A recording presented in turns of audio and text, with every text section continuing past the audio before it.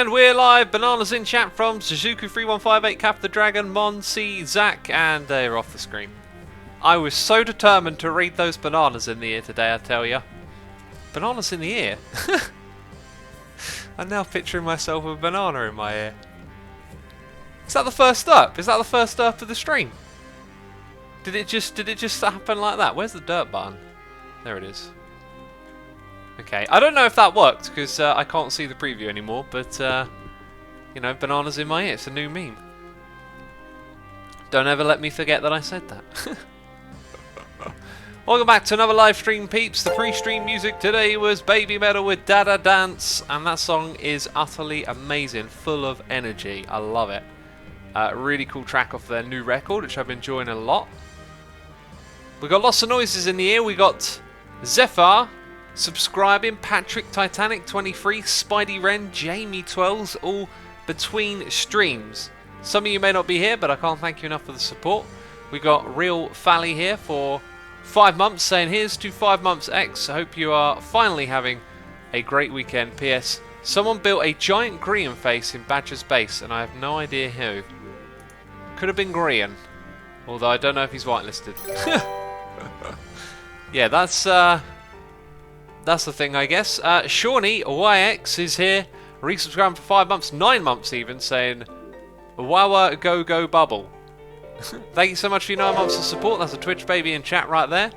We got Kaloop 12 subscribing with Amazon Prime, Stino 112 for 15 months, saying woohoo, and another month bites the dust.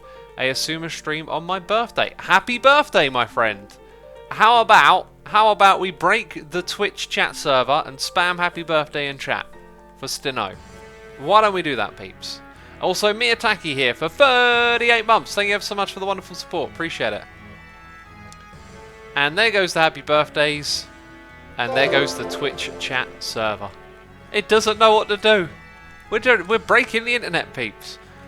Tree is here for 42 months in a row, saying the answer to the ultimate question of life, the universe, and everything amounts of months. Love it just as much and beyond. Oh, of course, 42 months. Thank you so much, dude. I appreciate it.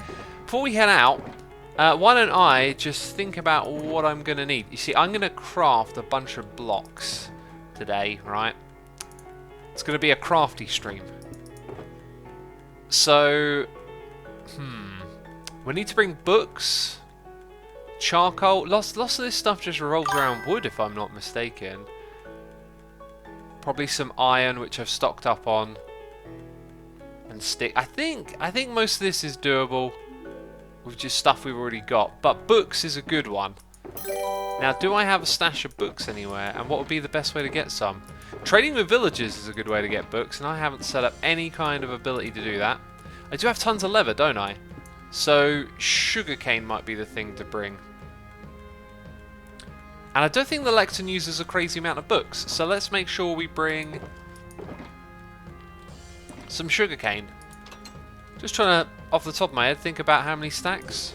Probably best to bring a full shulker box, which we can do. Awesome. Let's grab a shulker box and then we can head off. X, what are your thoughts on hashtag Team Trees? Says Devin D. Devin. I like it. It looks very, very interesting. I haven't had too much time to watch all of the videos, but really cool to see lots of YouTubers working together to make something like that happen. Let's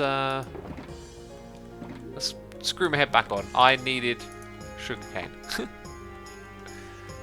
We got Sweet Puma here subscribing. We got Judy 082 019. Goodness me, I'm terrible at reading. Here for 4 months, and Mr. Moretto for 21 months, saying woot. Also, my depression included insomnia and has me up at 5 AM. And I've stayed up all night watching scary movies and now X. Cool, what movies did you watch? I watched Scream recently, and I absolutely loved it. It was such a weird viewing experience because I'd only ever seen Scary Movie, and I watched Scream, and it was so funny. And like a lot of Scary Movie is like shot for shot of Scream, so everything instantly became hilarious to me. But then I was also watching it thinking, was this already hilarious? Like, it's a very self-aware and commenting of the tropes of these types of movies itself. Like, it's meta, actually, in a weird way. Not sure if that was what they were going for at the time, but watching it now, it feels very meta. Or maybe, again, just watching Scary Movie has changed the way it looks. But it's very enjoyable, and I think the better of the movie is the... probably in the end portion. The opening scene with Drew Barrymore was so funny, so hard not to laugh. And I just... when you see the Scream guy and the Scream mask and the way he lunges around the room, it's so clumsy and haphazard and awkward looking. Yet it is sort of terrifying. If you saw... I've gone the wrong way. If you saw that figure lunging around your house with a knife and a Scream mask, you'd be terrified. But watching it in a movie, it looks utterly hilarious. Evil Dead 2 is the best scary movie, says Dogbug. I'm a big fan of the Evil Dead movies. But yeah, I'm very glad I watched this. I don't think I'm going to bother with the sequels. I doubt they've got much more to offer on it, but it was so good. It was so much fun, and I thought like it was quite graphic and brutal in a way. I think there's a threshold of like graphic violence and blood in movies that you reach a point and then it kind of does enough to make its point. Ooh, that could have dropped us into the area down below, and it didn't. And I don't know where the boat went. That's a very good point. Whew, playing the game of demise. Don't want to get killed by a bug, right? The reboot of Evil Dead is pretty good too. You should check it out. I've heard that, and I can't remember if I watched it or not. I think I did. I think I did see that one. But you know, I'm down for a good reboot, a remake. I'll tell you what other movie I got to see recently. One called Ma. I thought that was fantastic. That's a scary movie as well in a way. It's more of a psychological scary, but it uses some of the horror tropes. But it revolves around the horror of this one character and how destructive and crazy it is. But they also show her motives as well, which I thought was a good touch to put on the character. It gave her a bit of realism and depth. Actually, that movie, I think this movie Ma, I might have to watch it again. I think it's like one of those ones you can really analyse on a deeper level, because I don't know where I was going with that. Totally thought popped into my head and then it kind of left me.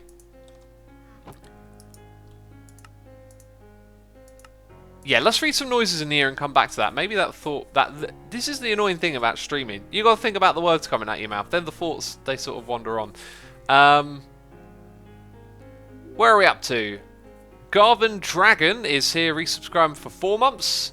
We got Finey to you, subscribing with Amazon Prime. Camo J 123 for 37 months, saying it's that time again. Fact of the month: black bears have very good ears, which reach full size faster than the rest of their bodies. They can hear about twice as well as people. That is interesting.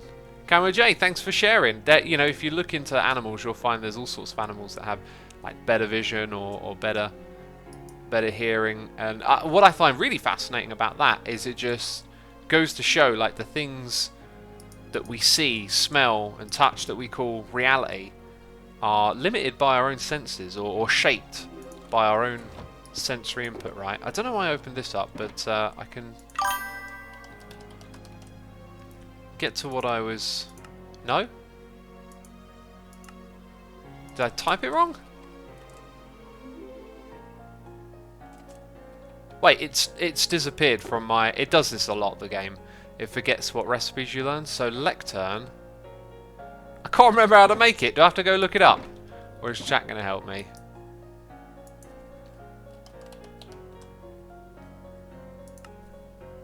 Okay. Why did... Wait, was I being a derp? Yeah, I was being a derp. Okay. This makes so much sense. Slabs and bookshelves, right. A little bit on the pricier side, I guess. Let's take all of that sugarcane and make them into books. Where's the sugarcane? It's over here. That'll do me just fine.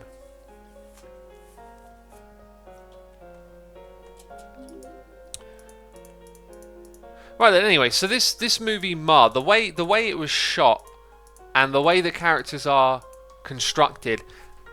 This is what I was thinking of a moment ago. This is why I think this movie's great. It really kind of pulls you into an intense place that it can hold onto for quite some time leading up to the end of the movie. Like, you always know, like, movies are gonna, like, probably like that are gonna wrap up with someone surviving and some people not, right? But you kind of see the conclusion coming. However, it kept its intensity all the way towards the end, and in a strange way, I found it to be almost believable.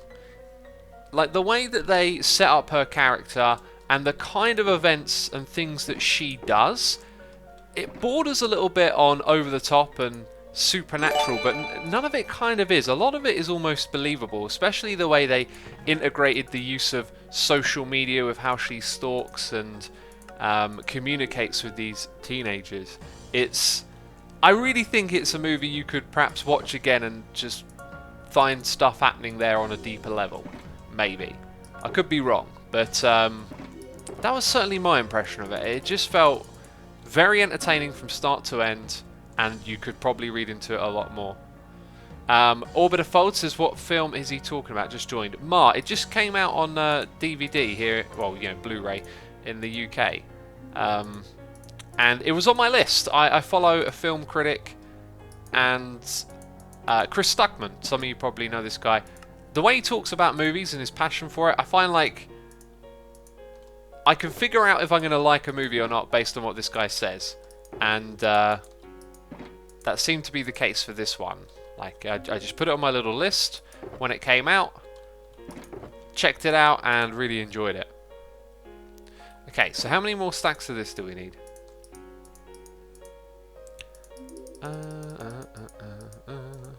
That many, right? And then 3 more stacks of books. So we've kind of done that just about alright. Now we need a whole bunch of slabs. See, I had loads of wood stashed over here. I thought that'll be helpful. And now we've burned for it in a matter of seconds. Aha, look, there's more over here.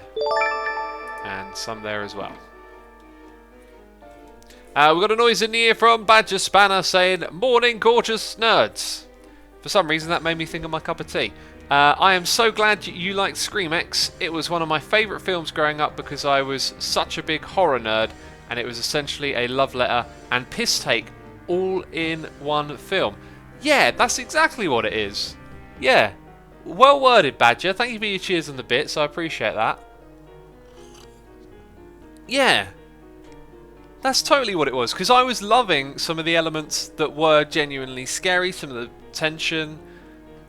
And I absolutely love some of the interactions with the Scream guy as well. Like the girl who goes into the garage and then talks to him like he's, you know, just one of their mates, which it turns out it was. But spoiler alert, you know, 1997, wasn't it? Sorry, you've had plenty of years to watch that movie. 22, in fact. Yeah, that's really, yeah, that's what I got from it. You know, I was both loving it and then finding it hilarious at the same time. We got noises in the ear from Simon C92 for 30 months. Zasper 99923 for 2 months. And we got Cohen Hendricks subscribed with Amazon Prime. And Yo Bui Shua has subscribed with Amazon Prime as well. There is potential for butchering of that last name. I do apologise if the name has been butchered. We call it a feature around here. It's a feature of the channel, the old butchering of the names. Oh, that's right. I had one down here. And therefore... all turned into slabs. And now it'll all get chewed up by these bookshelves. Turn into lecterns. Sweet! So we've got 3 stacks of lecterns to sell. They're going to be pricey. I think what I'm going to do is split them into lower amounts. We should also do this crafting over here, so I can go put them on for sale. I reckon what we'll do is the old emerald in the middle and 8 stacks around. And then this thing will be on sale for a price, you know?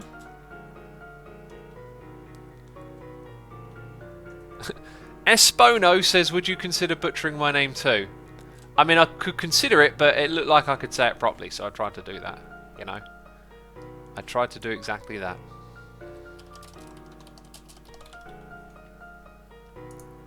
Oakley dokley, let's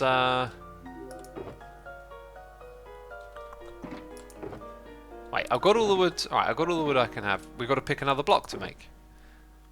Yeah, definitely going to go do this in that room, because just standing in front of it, I can just do them one by one. And that makes sense.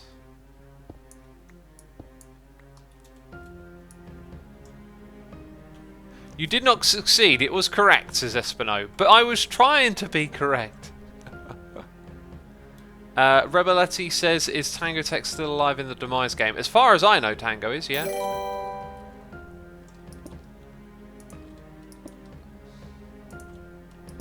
Right, so we got those blocks, and yeah, that one there. Cool. So we might as well go back to the old smithing table, start there. Now, okay, yeah, that's the right one. Oh, so that's kind of easy to make a lot of.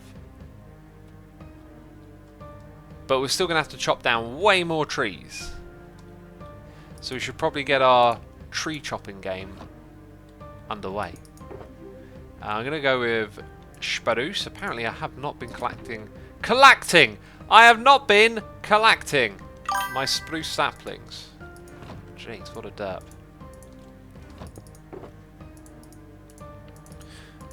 And I need my chopper. My chopper. Kablam. Right, let's go chop down some trees.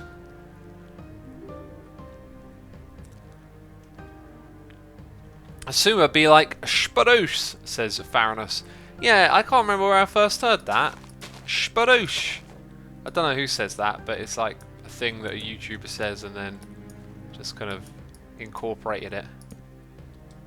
Was it Iskau who says spruce? I don't know. But I like saying it. Spruce, a sapling. And now I'm going to have to sleep in my bed. We've got noise in the ear from AJ Main 12, resubscribed for 13 months. And Fort Bench 247 for 3 months, saying hi X, love your videos and streams, keep it up. Also, what football, soccer team do you go for? I'm a neutral. I enjoy the sport, you know. Just enjoy watching a match. I don't know if there's a match on today. Last week I got to watch United Liverpool. That was all right. It was an all right match. That's the thing with football. Like, not every match is excellent, but if you stick around and watch enough of them, you know. Leicester Southampton. That's it. Yeah. That looked like one heck of a game. 9-0. Apparently it's Wolves Newcastle. Oh, there's Liverpool Spurs tonight. Now that could be a very interesting one. Yeah, so I might watch that later today if it's on our telly subscription. Right, I'm going to drink some more tea.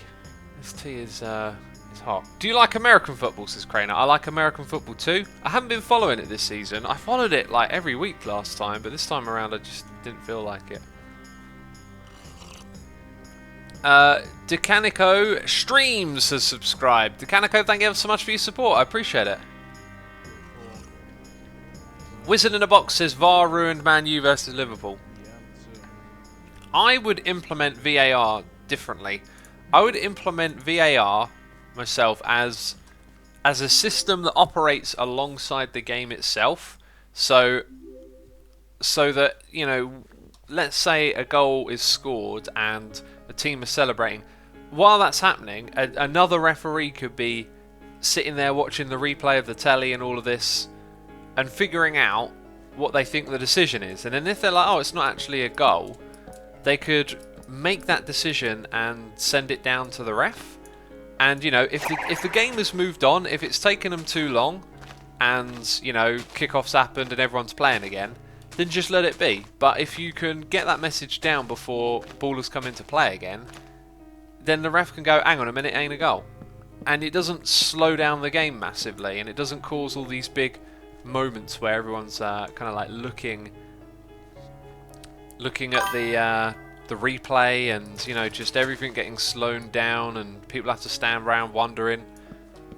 You know, it wouldn't be a perfect system, of course, if a team celebrated quickly and put the ball back on the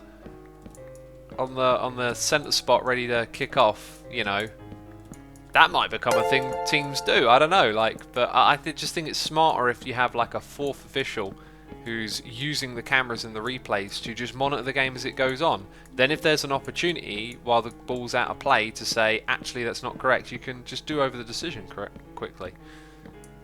Harrow says, but wouldn't that disrupt the flow of the game? There'd be so many breaks for VAR checking split-second decisions. The point of my suggestion is that it wouldn't do that. You would have an independent referee looking at things, and they would tell the ref what they think, right? So if the ball has come back into play already, that's it. It's gone. We're playing, right? But if the ref watching the replay can radio down while the ball's still out of play and say that's not the right decision, then you can change the decision before the ball comes back into play. So in my mind, it means that, you know, first of all, VAR isn't going to be like perfect or uniquely fair all the time, but it does mean it's more fluid, it's more part of the flow of the game. If there is an opportunity to sort of wage in and quickly say, oh, that wasn't the correct decision, then it can be taken, but that opportunity passes, you know. It might encourage teams to play a little faster as well if they think they've got a decision that isn't right, and that's the way it could swing. That would look a little bit unfavourable, but I don't know, that would just be my idea for how it could work. Didn't you want to talk about a podcast with Joe Rogan, says Peterson. I think you're thinking of the Edward Snowden podcast. I did want to talk about that, and I did indeed actually get to listen to that, and it was absolutely fascinating. Let's have a sip of tea. And let's read these noises in the air. Where are we? Peter Durr, 72, for 10 months, saying good morning, Mr. X. Have a wonderful morning and stream. And as always, greetings from the Netherlands. Thank you, Peter Durr. Appreciate it. Sir Wizalot is here for 4 months, saying, may Hermitcraft last 1,000 years. That is a very long time. That's longer than we're going to live. Jeez. Or so we think. You know, Cybernetic Asuma would disagree. Is that what they call it? No, that's not what they call it. What's it called when you integrate with technology? Which someone like Elon Musk says we already do. And he's probably right. Interfacing with technology, you know, walking around with a little smartphone in our hand. Augmented? Cyborg, Bionics? People are saying Cyborg. Okay, Cyborg Asuma disagrees. Alright? See what I did there? I made a joke. Good. You know, it took us a while to get to the right term, but it was worth it. Skull will be back soon, says Chriso BG Master. He was on the server yesterday. However, I always say, like, don't pressure Skull. Give him his time. He needs to recover and be wary of his health. So don't put additional pressure on him. Just give him his time. You know. If given the choice, I don't think I'd live for 1,000 years, says Graceful. Oh, that's a deep and interesting question right there. Now, if when we say this, like, how long would you live for? And let's say in this thought experiment that the time that you're going to live for, you have to live all of it. So, like, if you say 300 years, now you're taking a bit of a gamble. Do you have to live through the potential collapse of civilization, or like some sort of nuclear catastrophe, or climate catastrophe? Like, you could live for a lot of suffering. You could sign up for a lot of suffering. And but if you could live for 300 years but choose to take your own life, or basically still be fallible, you're immortal but you're fallible. So that's what elves are in Lord of the Rings, right? They can live forever, but they can also be killed. Then I would take that one, because then you could stick around for as long as you wanted, and then when it's like, oh, do you know what? I've been alive for several hundred years. I think I'll do the off. You know what I mean? I've had enough of this. I'll take that option. I would not sign up for X amount of years. You know, it could be that we miss out on paradise. Maybe technology solves all of our problems and we all go live in the Matrix. But you know, I ain't gonna take that risk. You know, sorry, not gonna take your offer up on 300 years. Theoretical being that can offer it to me. If your body lives forever but your mind doesn't, is it really living? That's a good question. You need. Well, these are the deep questions right here. These are the things. Way of Light says Matrix equals paradise. I mean, I'm joking that we would have a Matrix to create our own paradise, right? You could argue that if it's false reality, it's not. I really genuinely think if you could simulate a reality and manipulate it and then live inside of it in a Matrix, I think I'd be happy with that. Gotta be fair, I think I'd be happy with that. Then again, if you knew what was outside of that and maybe there was like problems in the world that creates that world, then maybe it wouldn't be, but I don't know. But as for the whole body and mind question that was just asked, it's a very good question. The thing is, over time your body changes and replaces itself. Like, if you're older than 10, I don't know what the exact number is, right, this is an example, but like, your body replenishes every cell. I've got a feeling there might be an exception for parts of the brain, but your body replenishes itself. And so, the body that you had 10 years ago, none of those molecules or the things that make you you are still the same thing. Like, there's not the same particles. Your body's in a constant state of using and repairing itself. 7 years, people are saying in chat. Alright then, so like, you know, you've recycled through several worths of body in your lifetime. Let's say you're 21, that's 3 lots right there. So you don't have the same body throughout life. This might extend to the brain because the brain is a part of the body. Like I said, I've got a feeling there is an exception for parts of the brain. Like, in some parts of the brain I think you have the one you're born with. It grows and it's the same thing, but I could be wrong because I'm just trying to remember something I heard ages ago. But the other thing is, you as a person change over time, right? Your thoughts and feelings, even your memories change. Every time you access a new memory, you are reliving it. And so, the more you remember your memories, the more they are rewritten back into and reimagined, and so can become distorted with time. People who like have brain injuries or like are in car crashes can often have their personality changed by going through an injury to the brain. How crazy is that? Like, it says a lot about who are you and what you are. That someone could knock you on the head and you become a different person. Like, what does that mean? Like, we're fragile. It's all in the head. If I would live for 300 years, I would decide on a mega project that is a passion of mine and make sure I could complete it before the end. That's a cool idea. Playing the long game, I like it. Badger says, Loex, people never change. They never change in the slightest. If they never changed, I mean, you are a living contradiction because you just typed a message. That requires movement. That requires change right there. Oh, what a hypocrite. Look at all that change that just happened, eh? Your arms are moving. You're typing on a keyboard. Jeez. Were you breathing? Were you breathing? That's change. Oh, what a hypocrite.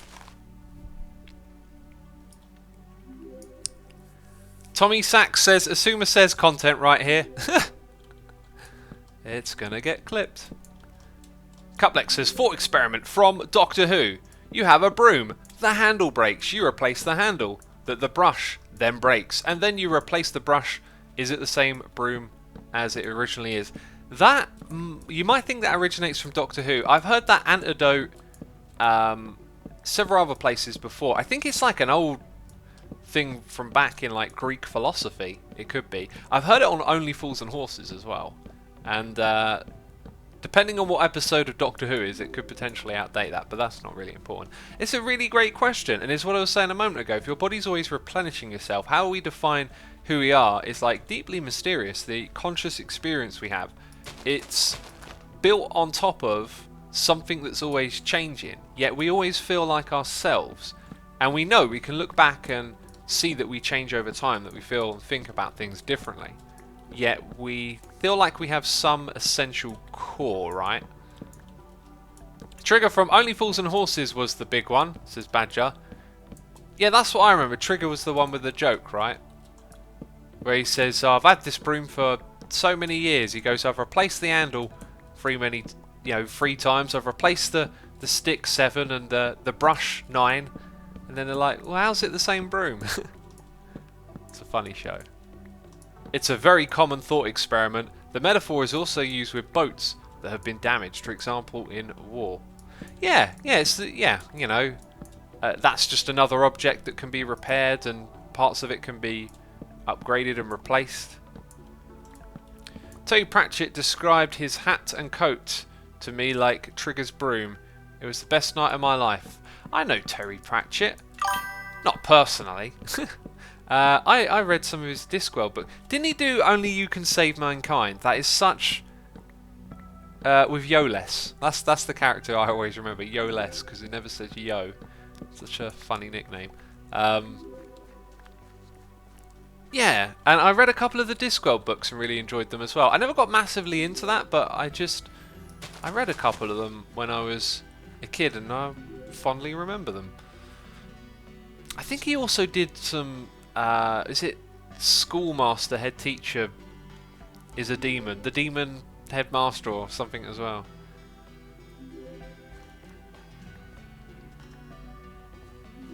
What's the one place you'd love to visit, says Green Sharpener? I think I'd love to visit Greece.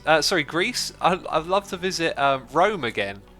The reason I said Greece is because I was about to say I'm now like really interested in all the Roman era, and the Roman era comes off the back of the Greek era. I've been to quite a few Greek islands, and it's very similar. A lot of their cultural history, historical, whatever you want to call it. Like, yeah, the Roman Empire is like off of the back of the Greek era in terms of architecture and culture to some extent. But I'm not an expert, just my impression. Spangle Boost says, "Oh my God, the Demon Headmaster, was that Terry Pratchett then?" The Romans were real culture thieves, says Actual Links. I think that's an oxymoron right there. Culture thief, cultural appropriation. I can understand historically looking back at actions in like colonialism kind of times, and speaking of cultural appropriation, maybe even beyond. Like when it's systemic, that's always the thing I think. When things are systemic, it's easier to see like what is bad. Like, because culture itself is sharing and passing things on, and so it sounds like an oxymoron to me, because isn't that what culture actually is? Just the sharing of our expressions and the things that we create. GD Bat says the Romans were huge fans of classical Greece. They even admitted to biting their style after basically assimilating Greece into the Roman Empire. Yeah, I mean that's pretty evident from going around Rome that there was some big influence there. Yeah, you say admitted though, but like it makes it sound like he's a little bit guilty. What's wrong with going like, oh, I'm influenced by this and that's why I do what I do today? We stand on the shoulder of giants, right? Like when I make my YouTube videos, I mean maybe now let's go back to the beginning of when I started making YouTube videos, right? Started doing a let's play. It was the Static 777s that got me into tutorials, right? It was the Doc M's and the EFOs that got me doing let's plays. Like nothing's truly unique out there. It's just all built the back of something else. Same for music, same for all sorts of culture and movies.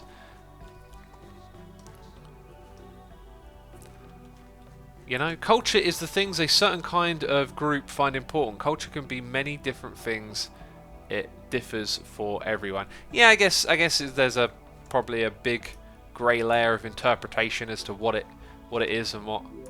Whoa, we've chopped down. I've just been going ham on these trees. I didn't even notice.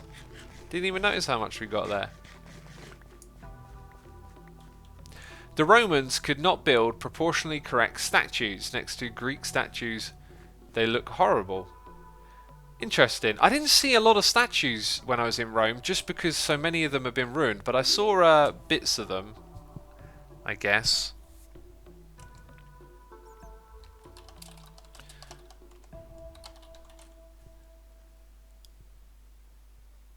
The Romans were the real-life Borg. They assimilated everything they came across. I don't know enough to say if that's true or not, but there could be some parallels there. They certainly conquered a lot of land. Now, I am terribly behind on noises in the ear. I'm just going to zone out and started waffling. We got Mr. Awesome Pro, subscribing with Amazon Prime. Ignored Gamer with the Prime. Spangleboo for 30 months in a row. We got Slav Banana for 2 months saying hello. We got Physic Free, resubscribed for 2 months saying, what about the tram problem? What are your thoughts? What tram problem is that? Trams, do we still need them in cities? I think bikes. I think bikes should be the transport that we try and get more and more people onto. I just love the dynamic of not only are you like not having such a big carbon footprint by using a bike, but you're also personal health is increased. Personal health is increased. That sounds so like methodical way of talking about it. You know what I'm saying. Okay, this one's off my screen. Let's get it back on. So, Wizardlot is here doing cheers and throwing bits, saying my next door neighbour has a problem with distorted memories. He borrows my tools, then weeks later, when I ask for them, he tries to lend them back to me. Now, that could be genuine, like you said. Could have problem with memory. Could also be trying to con you. I would just, I don't know, engrave your name onto it. That's what I'd do. And then if they give it back to you with the engraved name, shaved off, then that's a sign of probably malicious behaviour. And you can be like, well, I'm not going to lend you my tools. But, you know, if someone's suffering with distorted memory and they're happy to lend their tools to you, probably means they're just a good person. They got, like, you know, a problem with their memory. And yeah, I can understand the dilemma. I just, I don't know. If I was in that situation, I think that's what I would do. Make it very clear that that's mine, and then if they remove the evidence that that's yours, then you're like, well, you know, can't be doing this anymore. AX, did you know Terry Pratchett died? I probably heard about it. When you're young and someone famous dies, it can be like a huge deal. Like one of the deaths that like really kind of rocked my world, even though I didn't particularly know this guy. I knew the band Pantera, and I didn't know how much of like a icon this guy was to people, but when Daryl Dimebag died, that really kind of like rocked my world, and it was a huge thing. You can kind of feel all the grieving in the metal community. Rip mic for a second. Is my mic okay? So yeah. Then as you get older, there's more that happen that rock your world. Let me think. Like Michael Jackson was a difficult one. Cool. That was some really strange. Like there's a lot of nostalgia around that guy. Like I spent like a week, I guess, mourning by watching his old concerts and getting deeply stuck into like the negative side of nostalgia. And then after a certain amount of time, as you grow, you learn more names. You hear about more people. And as you learn about more of them die. And that's just like a cold reality right there. That you're going to learn about more names, find out about what more people have done with their lives, and then they're going to die. And so it gets to a point. Robin Williams. Oh, that was a tough one as well, yeah. Yeah, one of my favourite movies, possibly my favourite of all time, is Dead Poets Society with him in. He's utterly inspirational in that movie. Really moving. That movie brings me to tears when I watch it. And he was, you know, a pivotal part of that movie. His role, his performance. So are many of the other actors. But yeah, these deaths happen, and then they start to come thicker and faster. And it's quite often that you hear about people you know have died, and the sad reality is, if it's someone lesser, who has a lesser influence on you, or maybe wasn't such of a big deal to you, like Terry Pratchett, I enjoyed his books, but that was kind of where it ended for me. And then I probably heard about it, and it was just like, oh, we've lost another one. And yeah, so a lot of you are throwing names. Chester Bennington, that was a big one as well. Chris Cornell. You know, lots of people come and go, and if you're young in this chat, you might be looking at all these names and not knowing them. But as time goes on, you're going to learn about more people, and then they're going to pass away, and it's just the way things are. It's sad. You got to grieve when it happens, but it's also part of life, right? Mr. Xyrus says, "Oh man, we're having a sad chat today." It can be sad if you want it to do. It can also be positive as well. Like, look, we had these people do amazing things to be celebrated. Stephen Hawking, Graceful, says, yeah, that was a tough one as well. You know, the reason we care is because these people did amazing things, right? I mean, no one's talking about Charles Manson passing, and that just goes under the rug, really. We remember the people who are to be celebrated. So the fact that we are mourning what they did, there's positivity in it, you know. There is. The fact that we care is the positivity. The worst ones are the people who don't allow people to grieve celebrities. Who's doing that? What is this, like some Twitter outrage storm? You're not allowed to mourn someone's death. Like, I've not heard of that before. Maybe I have. Maybe it's just like not clear in my mind. Who's going around saying you can't grieve over someone's death? Jeez. Did I just do that by saying you can't, like, that no one cares about Charlie Manson? Like, maybe I just did that. Here's what I think. I think all death is a tragedy in a way. Like, it doesn't matter who it is who's died. The measure of your life, though, is the tragedy, the things that you chose to do. It would have been better to die having done better things. James Bay says, I don't care if you've met them, they can inspire you by the good they've done in the world. Yeah, totally right. You don't have to meet a celebrity for them to have done and said things that can inspire. The Don Cristiano says Tupac. That was one that I learned about retrospectively because I grew up finding his music, and I'd like to say a little something there as well. Like, he's a very kind of duality type person.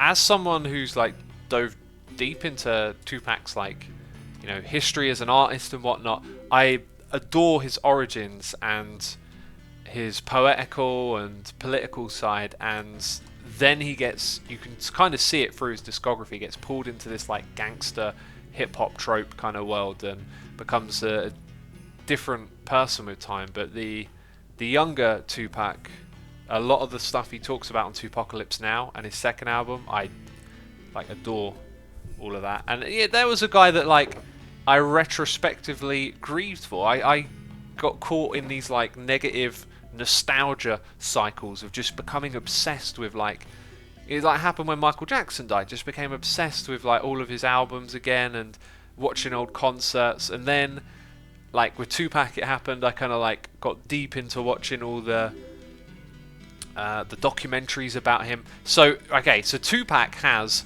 an incredible documentary that is narrated in his own voice, and it was brought out after he died because he knew he was going to be assassinated. Sad reality is he got involved with Death Row Records, the owner of which was a notorious thug who was involved in, you know, all sorts of criminality, and he knew that by trying to leave he was probably going to get killed. And so he went on a rampage of just recording material and speaking his life. And that's why he has like 6 or 7, how do you say it, posthumous or posthumous? I never remember how to say that word. Records that came out, and then he recorded so much about his life that they could make a post, you know, like a documentary that he narrates himself about his own death after he died. And I have it on DVD, and I can't quite remember the name of it, but there are a lot of documentaries about Tupac. So if you go and look for the one that's like official and endorsed by his family, I highly recommend it. It's an incredible, really moving documentary to watch. Now we basically need to go get some more iron. Maybe there's other stuff I can focus on crafting. String, I got plenty of that. I might have some over here actually.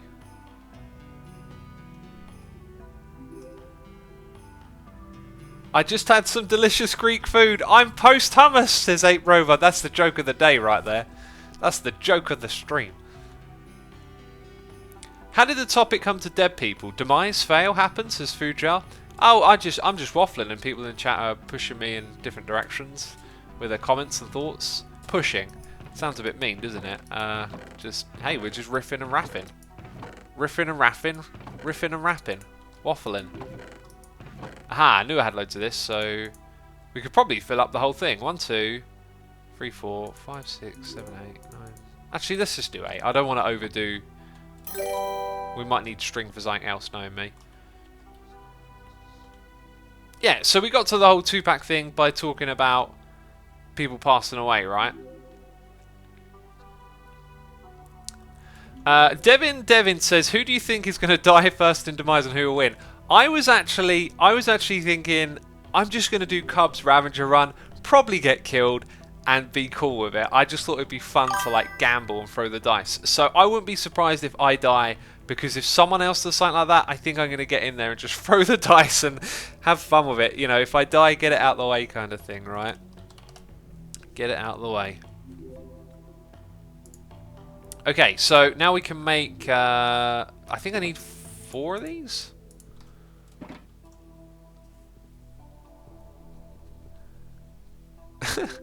There's some interesting messages in chat. How about I catch up right now? I catch up. Let's catch up. We got half Spanish guy from Sweden for 4 months saying, "Hi X, I wondered for a while if I could subscribe with a level 2 subscription, but I'd rather get back to the community and give a sub away." That's a great idea. Absolutely. Quick question. Any advice or thoughts on travelling without expectations or planning? Oh, I kind of don't, because I actually only need 2 lots of this, right? I kind of haven't really done spontaneous stuff before like that. I'm usually pretty planned with holidays. It's like we're going here and we sort of know what we're going to do over the days, right? Plan ahead to make sure you make the most of it. I would so be up for doing, like, having that more spontaneous attitude, because I'm very content when on holiday to just be there. Like, one of my favourite things about Rome was just walking places. Like, I was so happy to just take in the city and be somewhere else. So I would be really good with spontaneous holiday, but the rest of my family, I'm not sure. I think they'd probably be more into the being prepared and planned side of things. Okay, what's this one? Fletching table, which, by the way, confirmed by Mojang, won't be updated for 1.15 or 1.16. Did CSGO log in? Tier 2 seems a bit redundant now, says Tuxaban. Yeah, Tier 1, you get your, you know, all the subscription stuff. Tier 2, there's no difference. There's nothing. Tier 3, you get to be a part of LPMT, and if ever we have any other whitelisted servers.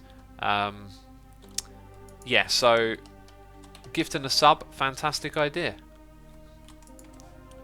Oh, we need a crafting bench. Fletching table. So we need flint. Ah, so I do have something all the way back at my base that I could have gotten. It would be a good idea to fire through quickly. Not trying to make a pun about the campfire. Right, we're going to have to smelt this stuff into char. Oh no, we can use coal, and I've got coal with me. So we're going to go back to the base and look for flint, and I'll actually look for some additional coal because I use so much of it quite often. Furnaces is cobble, so we need to pick that up as well. Right, I need to start making a list, right? So flint, coal, cobble. These are things that I need. Barrels, I'm pretty sure, is all wood. Then we got the grindstone.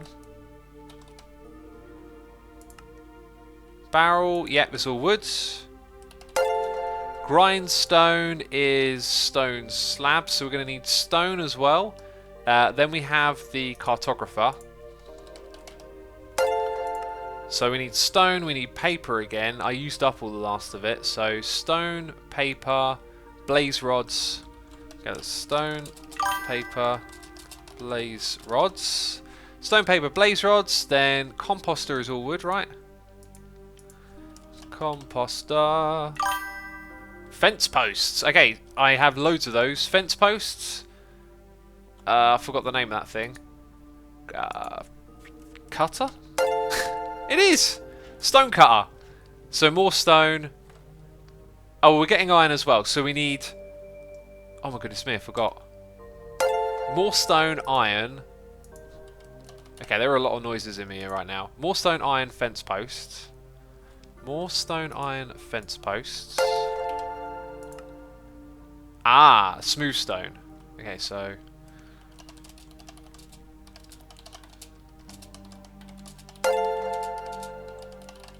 Those are the things we have to go get in bulk to craft stuff. Right, let's catch up with these noises in the air. We got Beck loves pandas for 9 months. Twitch baby right there saying good morning. It's a Twitch baby. Thanks as always for the stream. You're most welcome. Thank you everyone for tuning in. I adore streaming. It's so much fun. Excuse me. You know, this morning I was a bit like, oh, what am I going to do in today's stream? All I've got is boring stuff to do, like crafting. But then I remember that the fun of it is having a chat. Oh, we got loads of sugarcane, so we don't need paper. Paper we're good. As you can see, I'm trying to fish out some of that. Oh, we got cobble a little bit. We got our extra stone over here. That's good. Okay, I think we've probably seen the most of it now. Yeah, that's pretty much it. All right. Let's go grab these things from base. I should get some more... whatchamacallits. Man, I need to catch up with these noises in the ear, don't I? I need to play catch up. Let's pack away all this stuff. It's always good to keep it in the ender chest just in case.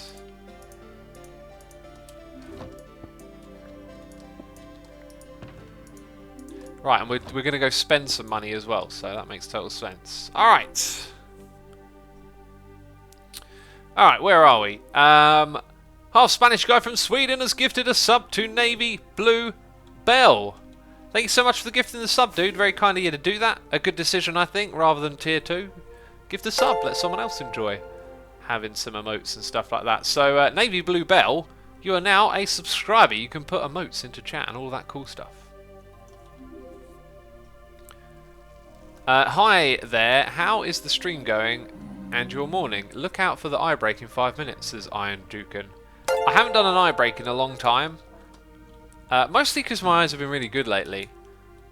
I don't know what it is, I go through phases. Sometimes I just feel like, maybe it's just something really simple, like maybe my posture when I sit at the desk and I'm just a little too close to the screen or a little too far away, because sometimes like, I'll wake up and be like, oh god, I've got to do some eye yoga and go for a walk and get my eyes warmed up. And lately, for quite a long time, my eyes have been fine.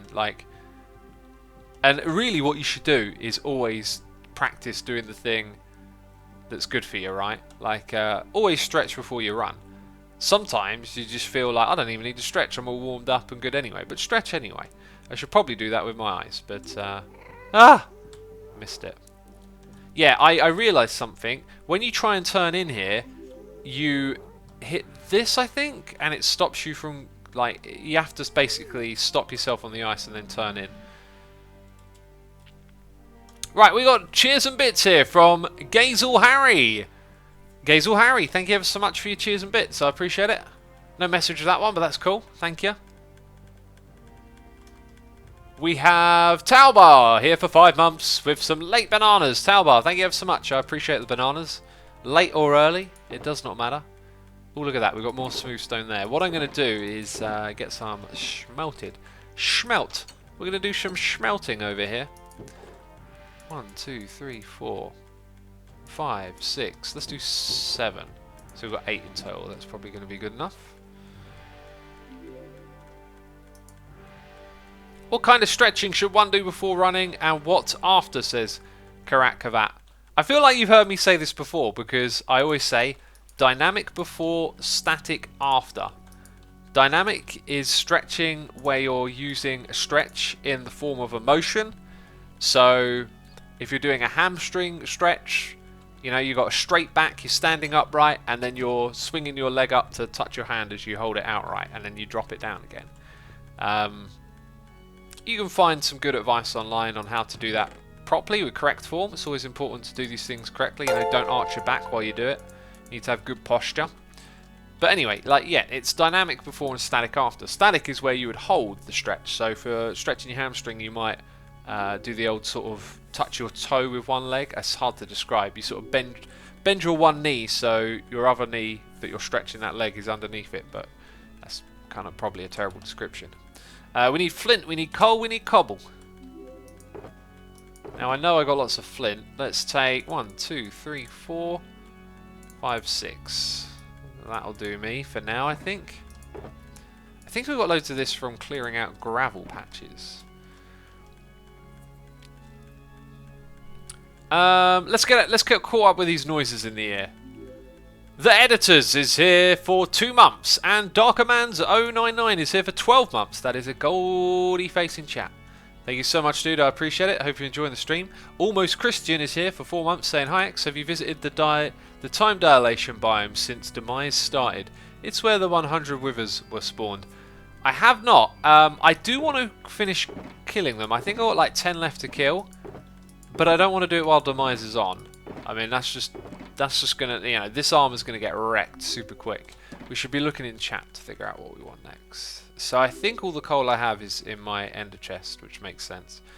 Cobblestone will bring about 16 stacks of that, and then I can just leave it lying around because I've got loads of it anyway. 1, 2, 3, 4, 5, 6, 7, 8, 9, 10, 11, 12, 13, 14, 15, 16. Very good, very good. All good in the hood, homie. We got Shawnee YX here, gifting subs. Shawnee, thank you so much for gifting subs and supporting the community. I always appreciate peeps doing that. It's very kind. Whoa, there's a lot of them here. 12 subs. My goodness me. Shawnee, thank you so much. Peeps, be sure to throw some love hearts in chat for Shawnee if you hear your name being read out loud, because you are now a subscriber. We got Quantum Flux 169, Blood for Mercy, Sub 2, Caladio 2, Gracia Plays, Otter Carbonara, Iron Soldier Wolf, The Dog from Heaven, Silly Pablo, Baum Lindy, Seister 15, Papaye, and Joshi, Josh UP 89. Butchered that last name. Okay, you can put your butcher emotes into chat. Jeez, I did butcher that last one or two or three. Thank you so much, Shawnee. I appreciate that. Very kind of you to do so. And yeah, again, if you heard your name read out just then, it's because you're now a subscriber. We got Badger Spanner here doing the cheers, throwing those bits, saying, "Gotta head off, celebrating my mum's 60th birthday this weekend, and got to be a good daughter for once."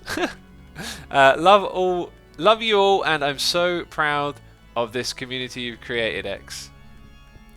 Thank you, Badger. I appreciate that. Very, very nice of you to speak of the community this way. And I appreciate the cheers and bits, and hope you have a great time.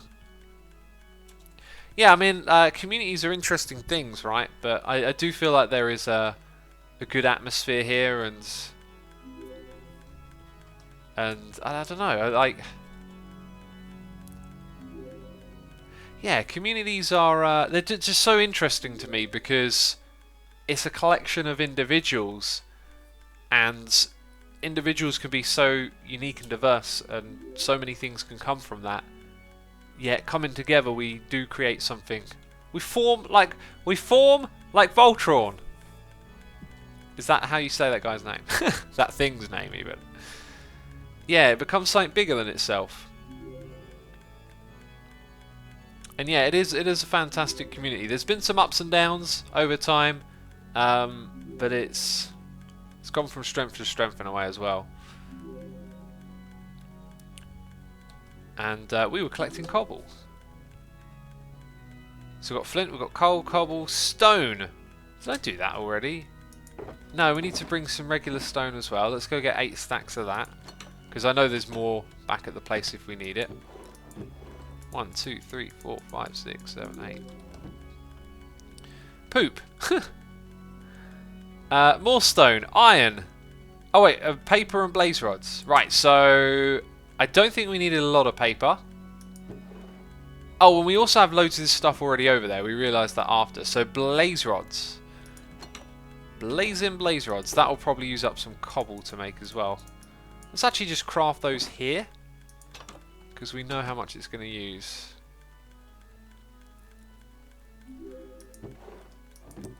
One, two, three. 1, 2, 3. Crafting benches, what I need. We're listening to organ music. What's with this weird organ music, Asuma? Asuma, why are you listening to organ music? No one in chat even said that. I was just reminded of how this song usually gets someone talking. I like this music, said Navy Bluebell. It's cool, right? It's really cool. Alright, so we're going to chuck in those and these. Those and these. Not those. Those can get out of here. Right. That's our blaze rods sorted out. We got paper, we got more stone, iron, fence posts, and smooth stone. So iron and fence posts. So we've got to go get the iron from the shop. And I did say I had a lot of fence posts, right? Let's grab 1, 2, 3, 4, 5, 6, 7, 8. That'll probably do. There we go, very good. Right, so off to get some iron. It did say more stone, so I think I'm just going to grab a... Oh no, we had loads over there, that's why I didn't do that already. Okay, so we just got to get some iron and then we're probably good to go. We got Icy Plays here, subscribing with Amazon Prime. Mortin18 subscribing with Prime. X-Cypho0 has subscribed. We've got the Cringe Lord YT subscribing with Amazon Prime. Todd M resubscribing for 17 months. And J Builds YT subscribing with Amazon Prime. I have caught up on the noises in my ear, and since we're an hour in, it's actually a good time, I think, right now, to take an eye break. This means you have to look away from the screen. I don't mean close the window and look at YouTube videos. I don't mean put your phone back in your pocket. Don't be looking at your phone. It's time to look outside. Have you heard of the real world? It's out there. Your eyes like looking at it. Apparently, they don't like staring at screens for an hour. They need a 5-minute break when that happens.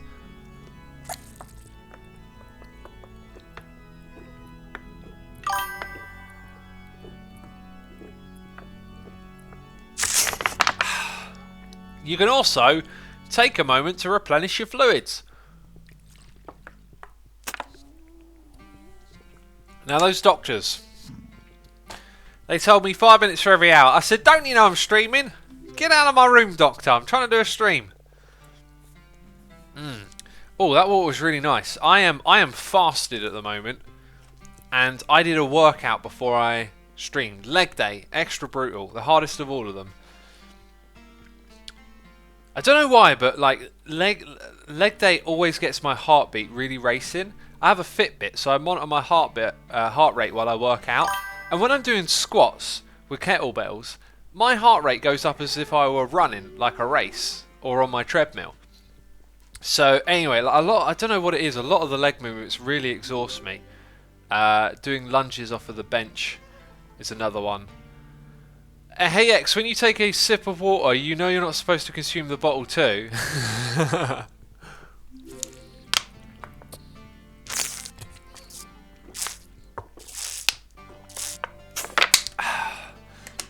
Tuxaban says your thighs contain a lot of blood to pump around. Yeah, they probably do. My thighs are massive. I did a lot of cycling. I do leg raises with quite a lot of weight. So much weight I can't put any more on actually. Today I was using the most weight I could put on. I need to get more. Where are we going to? This one I think. So but anyway, over the last year where I've been cutting weight, you know, just always in a deficit, and then getting into cycling, a lot of the fat left in my thighs disappeared, and just now I can just feel like the chunky muscle underneath. I didn't realise like how massive those muscles are. Kind of thought it was fat. Most of it was fat, but your thighs are like everyone's thighs are really muscular part of the body. So that makes total sense that working the thighs would mean the heart has to do more work to pump the blood around. Biggest muscles in the legs, says Avian Blue. Yeah, I guess they are.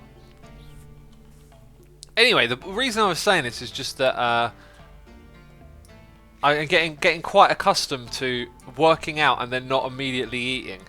Now that I'm talking about food, I'm going to I'm gonna get hungry now. Great. I was doing fine, and then I started thinking about food again. Oh, what a derp.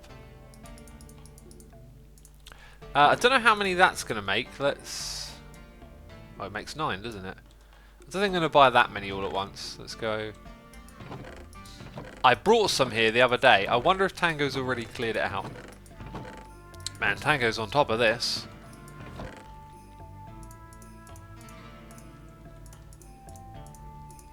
Yeah, I think that many will do. For now. And most of it will fill up my little stash supply in there. Time to eat some toast for me. Not exciting in any way. It's still food. I love food. I can eat real plain stuff and be happy. Tango needs the diamonds, I imagine, says Tuxaban. You'd be surprised. He showed me how many diamonds he had. Like, we've been talking about Scar being the richest hermit on the server. This whole time, you know, Tango's been absent. He's got more diamonds than Scar. You know, he's just not showing them off because he's not around.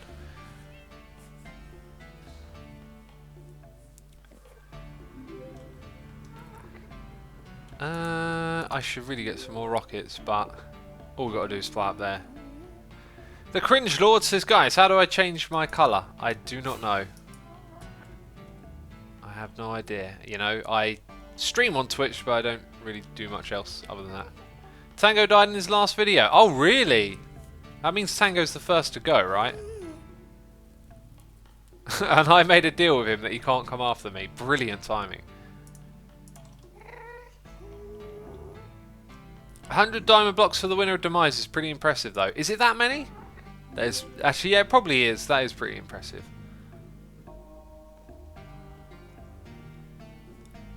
Tree says, I changed my name to Green. I think you did. You did, Tree.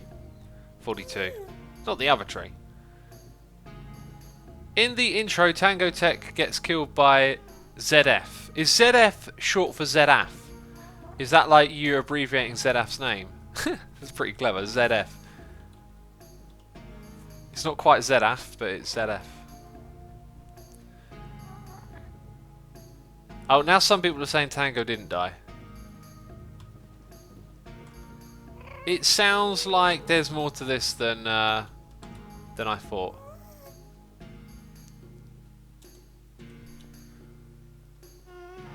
Okay, I'm glad we didn't just fall down into the ground then.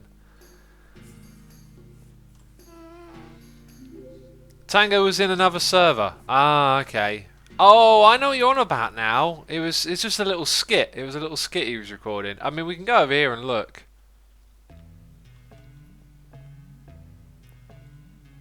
Yeah, no one's died yet, right? What happens when someone's died? Just random 5 diamonds? I guess they'll get moved off the board.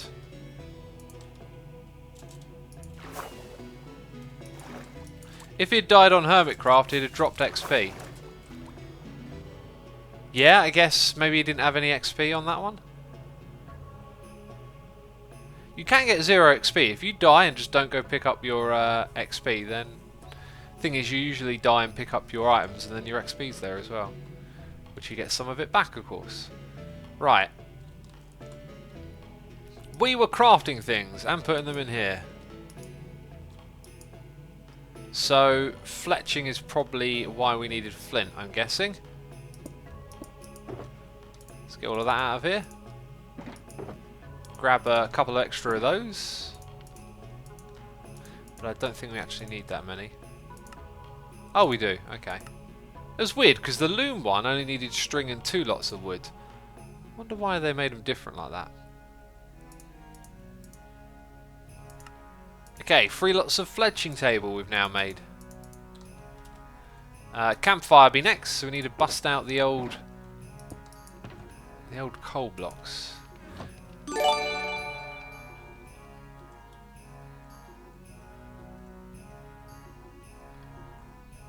got a noise in the ear from... I think I'm behind again, right? Todd M, did I thank you for your 17 months? J Builds YT, Phantom Carito for 7 months, Ben is Boss 32 for 4 months, saying love the videos X, keep it up, thank you. And Korshidi I butcher your name every time, don't I? 35 bumps!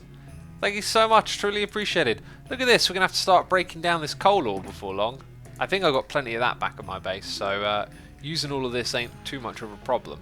Now, I think I've also got some sticks lying around somewhere back here.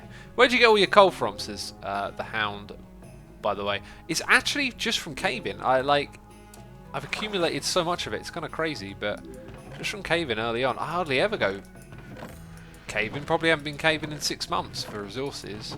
Just collected every little bit early on, didn't throw it away, I guess. What am I looking for again? Sticks. I feel like there's going to be loads of them and I'm going to miss them.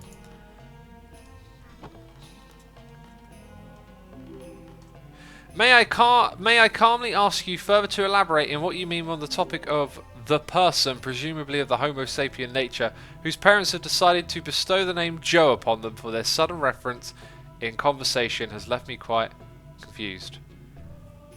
Pinga? Don't know what you mean. Feel like there's a joke in there, perhaps, that I just don't get.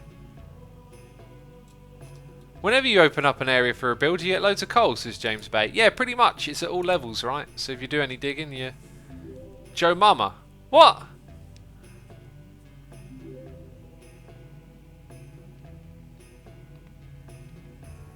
What's going on, Joe? Everyone's saying Joe Mama. I don't get that, like... I have no idea how you have all got that from that. Like, I don't know what the origin of that is at all. Where's the one with the woods?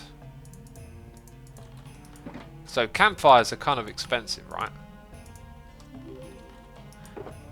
That means we're going to charge. We're going to charge a fair bit for these. Right, now can we make just one more with that? 1, 2, 3.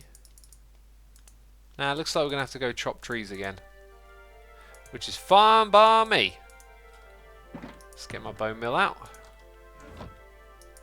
Also going to only need one more stack of this, so all of that can go in there.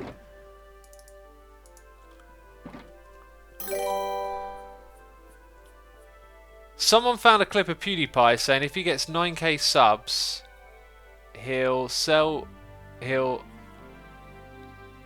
Oh, I couldn't quite read all of that.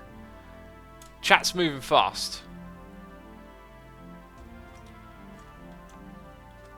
X is about Joe Rogan, says Bathroom Tunes. Well, I did say I wanted to talk about that Edward Snowden podcast. That was incredible. I thought that was a fantastic podcast. I've heard the guy like tell the story quite a few times before, but Joe, he let Edward like pretty much talk uninterrupted, and he did ask some really good questions at one point or another.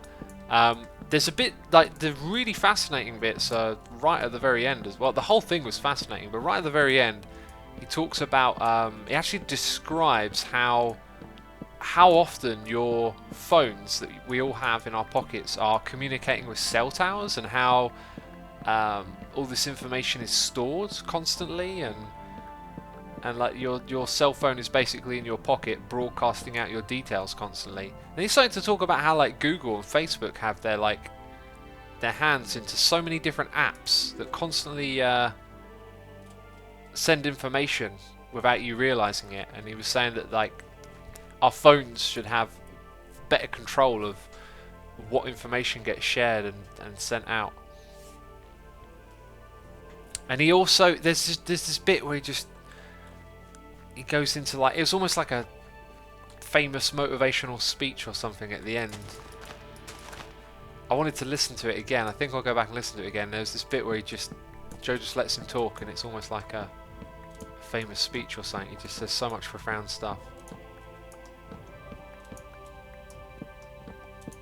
Why don't you check out now Sahara Now, says Chitip. Well, we should have done that a while ago. We're no longer in the shopping area, I guess.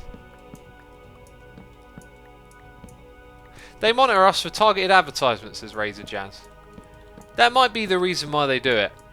That might, well, it is. We know that. There's truth in that statement.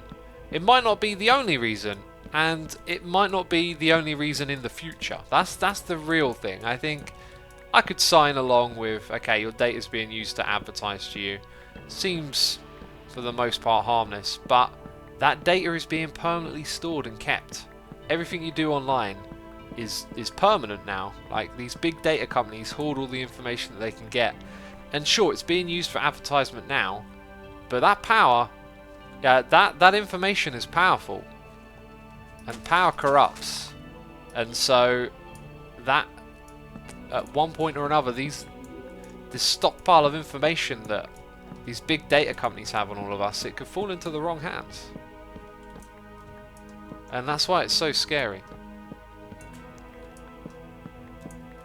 It's very scary how much data is just constantly being vacuumed. Apparently Android is really bad. Android is constantly sending tons of telemetry data, you know, for them to use. Like things like how often you click on certain parts of the screen. Like apparently it sucks up just tons of information. How often you turn it on and off every day.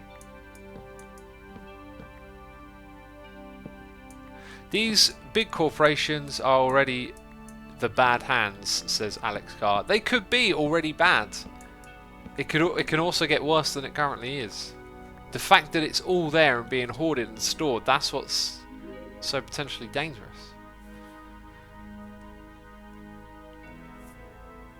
Oh my god, is that Born in the USA in the background? No, it's definitely not. It should sound nothing like that song. Bye all, I'm going to be responsible now and do homework, says Repulsive Shoes. Good for you. Good for you.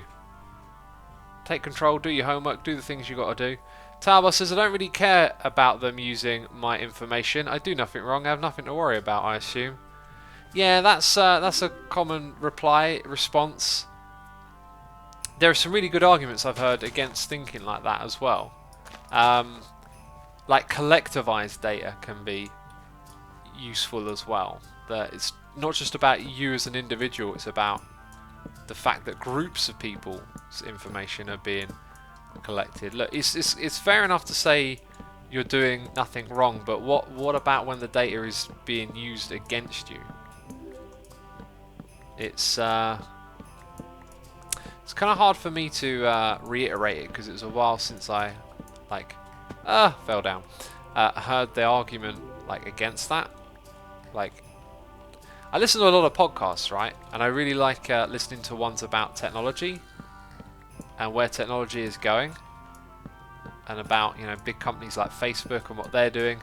And I've heard some really good arguments against thinking like that. I just can't quite re-articulate it. But it's why it's such a good idea to always listen to lots of different points of view and stuff. Like on Edward Snowden, I personally think what he done was heroic, and you know, I wouldn't call him a patriot because I don't really believe in patriotism, but I certainly think he did the right thing and that we had a right to know. But I've also taken the time to listen to people who are inside of the government or the military or whatever, because podcasts are incredible. They give you access to all sorts of people with different life experiences and worlds of knowledge and just different perspectives. And I listened to a podcast with one guy who was actually, you know, military, national security, all this kind of stuff, who didn't think that Snowden was a patriot and thought that he was, you know, creating a huge risk to the security of the country. And it was very interesting. I didn't really agree with the guy on too many levels, but I certainly learned more about that perspective. You can look at life in different ways, and it's just fascinating. Absolutely hate targeted marketing. I always feel so sorry for anyone who's recovering gambling addict, and as myself, every advert is nothing but gambling deals. Yeah, that is a very good point. Yeah, I guess that could extend to other industries as well, right? But does the gambling industry have any morality there, or even aware of that? I think they're probably just motivated by profit, right? You know, you got no option in saying, hey look, I don't want to see these ads. Should have control over that, but you don't.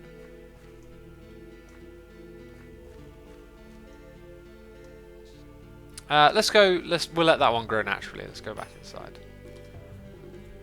Talbot says, in Belgium there was a while ago some trouble about the Google Assistant recording and saving messages, which the AI couldn't understand, and people from Google would listen to it to make the AI better. How can people expect the assistant to work if it can't be made better with information? Well, why do we have to expect it to be better? Why does our information has to be used without us knowing to develop their products, right? You can say, oh, you know, you signed the terms and conditions. Yeah, no one really knows what they're signing when they do that stuff, right? We just click it to get access to the program we want to use. But all the data, that's another thing that it's used for, right? Not just advertising. All this data is used to train AI. And no one really signed up for that. No one really signed up for, hey, all your information is going to be used to train some sort of intelligence. Wait, did I open this? Oh, I know what's wrong. Smoker. Ugh. Ugh. Yeah, no one really signed up for it. They just used all the data they had to make it happen. Can I use regular wood? I can. That's good. I'm going to need a lot of wood for that one again. Let's get some more bone meal then.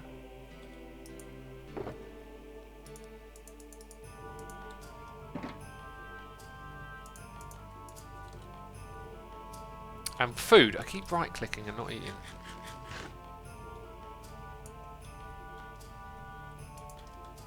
I did not know a smoker block was in this game until 2 seconds ago, says Haribo. Well, now you know. Now you learned.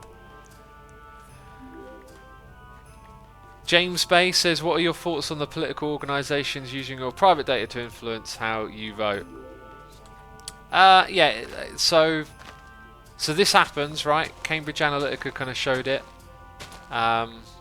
There's lots of evidence out there of Russians doing it as well.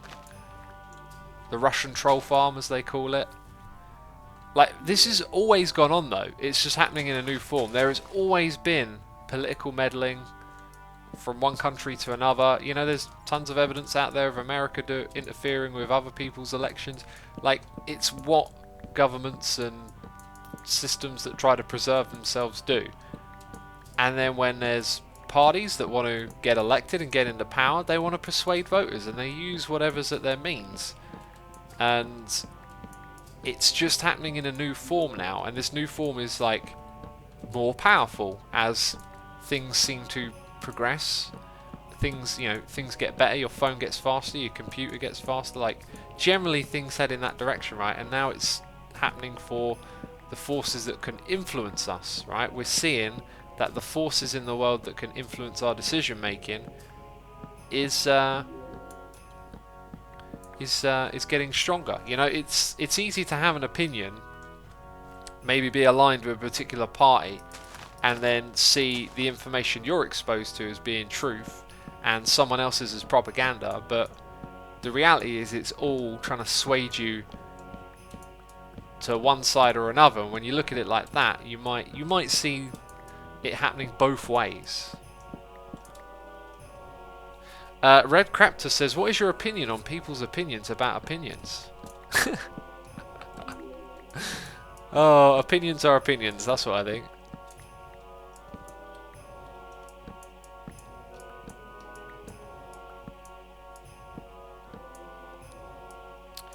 Navy Bluebell says, I love that you don't talk a load of BS and actually educate people.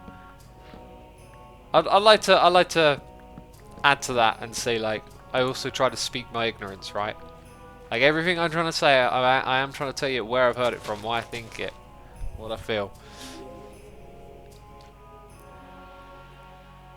There was a whole thing where a US pro-guns company made a deal with the Australian political party to make gun ownership legal. Yeah, acting in interest, right? They literally just appeared in front of us, didn't they? Acting in interest.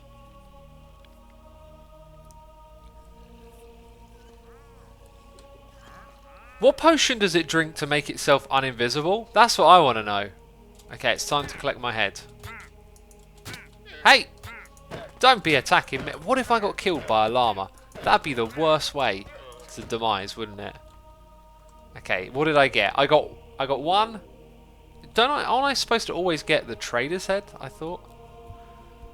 Potion of lactose. Is that what it's called? Oh, milk. But does it use a bucket? Okay, someone actually, Tuxaban says bucket. Oh, so it uses a milk bucket. Newbest death ever, says Chalky. Oh, I remember that season 4 of Hermitcraft, yeah. That was a great prank.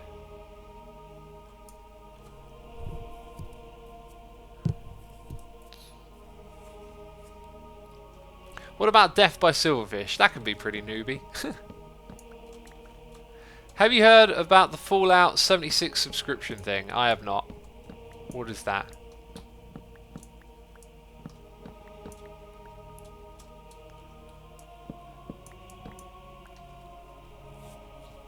LeMayo, first message he chooses to read of mine is Potion of Lactose. Classic, says Legans. Legans, I've read your messages before.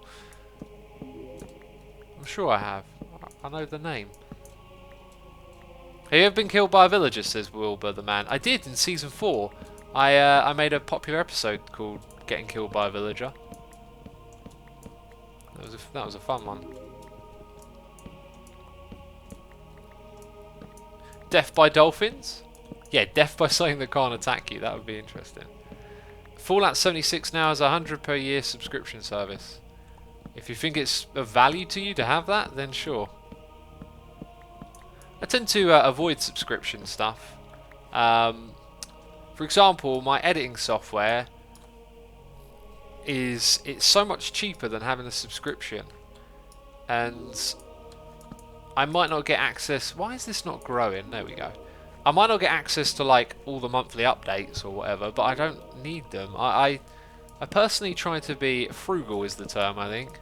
Like very smart with where I spend my money. I want to make sure that I'm not wasting anything. And these programs that you basically pay a subscription for, I just did the math. I'm like, whoa, I'm paying how much a year? So I buy a cheap editing program, you know, cost me a tenner or something, and it lasts me for like the first 3 years of YouTube. So I'd saved myself like, you know, £1,000 in equivalence. You should do that with money. You should really think it through how you spend stuff. So yeah, I've never signed up for those Adobe packages. I've still got the same old Photoshop that I bought years and years and years and years and years ago. And yeah, it doesn't have all the features the new one does. It's got the exact features I need to make a thumbnail though, so no need for me to update it. If I did, it would cost me thousands of pounds over the years that I've been using it. It's ridiculous. I like paying for a software and like permanently having it. I will say though, like Netflix, there's something that I use a monthly subscription for, and I'm pretty happy with that actually. So maybe I'm just a bit old school on the program front, right? But the other thing is with subscriptions is that once you start subscribing to a lot of stuff, it adds up and you don't really realise how much you're spending.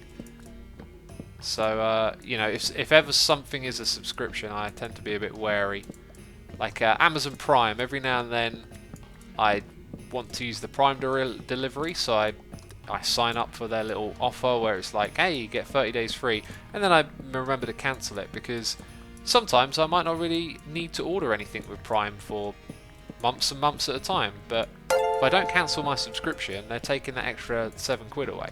And it don't sound like much, but it's about the practice, because you can end up subscribing to a lot of stuff, and if you don't do it right, it's not just one £7, it's this service, that service. It might add up to £70. Might be 10 things that you... What about a sewer subscription? No, don't listen to me. Keep subscribing. Keep subscribing, peeps. Speaking of which, we got Shambassam for 96 for 21 months saying, as always, thank you for sharing your excellent self-worth sex. Thank you for the lovely message, dude. Super Dude 216 to subscribe. Keep subscribing, peeps. Have you learned about subscription models? They are so amazing. You know, you just sign up once and then it does all the rest for you. You don't have to worry about it. Don't have to worry about it. Shut up. Shut up. Keep subscribing. Oh, that's amazing. Way of Light is here. Subscribe with Amazon Prime. Thank you ever so much for your Prime subscription. I appreciate it. Hope you enjoying the stream. Oran Magath is here subscribing with Amazon Prime. What was I just telling you about your Prime subscription? Oh, hilarious. I stand by what I said though. Like, I mean, if you want to subscribe, if it's right for you, go right ahead. I appreciate the support. But when it comes to other subscriptions, oh no. Oh no. You got to think it through, right? I've got a feeling I didn't bring... Oh no, I did bring lots of cobble. Let's get this all crafty up. Let's get it crafty up, peeps. Let's do that. There we go. Bam! Now, shouldn't I be able to see... There is smoker. I'm going to make 1 stack of that for now, as we might need cobble again. Next up, it's the old barrel. Ye old barrel. And we got another subscription from Pebble from Space. Subscribing with Amazon Prime. Elisara 1 is here subscribing with Amazon Prime. Did I tell all of you how to cancel your Amazon Prime subscription? It is so difficult. That's why you're subscribing over here, because you can't cancel it, can't figure it out. It is actually super difficult to cancel. What was the thing I cancelled? Oh, yeah, I deleted my Facebook account the other day. And it was actually, like, when I searched it, Facebook actually tell you how to delete your Facebook account. So I was like, I'm not keen on all y'all over there at Facebook, but, you know, at least you were not trying to hide it or bury it in loads of menus and stuff. It was like, search for how to delete Facebook, get an answer. So, good on Facebook for that one, at least. Right. There's a stack of barrels, and I think we're going to make a couple more. Let's make some more barrels. And we've got 2. I think with that we have then made 3 stacks. Beautiful. We're kind of aiming for 3 stacks of each, it seems. Grindstone be next.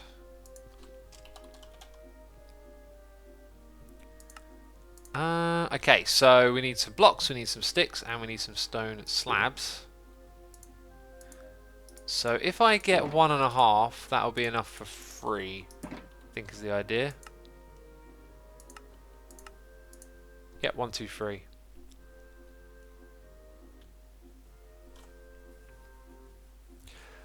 It's never actually deleted. Once you type your login, another time it will be restored, says Carl WM.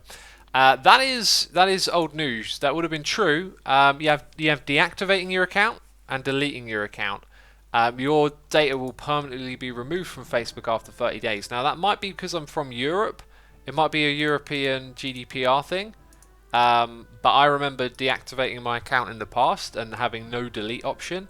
And since the GDPR thing happened, there is now a delete your account option. So I think it is actually a thing that you can delete your Facebook account now, which I am happy about because I don't like Facebook. Right. There we go. So, let's go get some more sticks. GDPR, they must delete it, says Tuxaban. Yes, yes they must.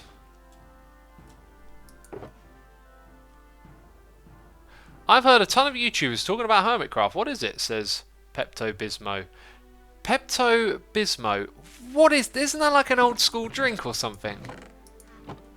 Hermitcraft is a community of vanilla Minecraft players. We've been collectively playing on this server for about 7 or more years.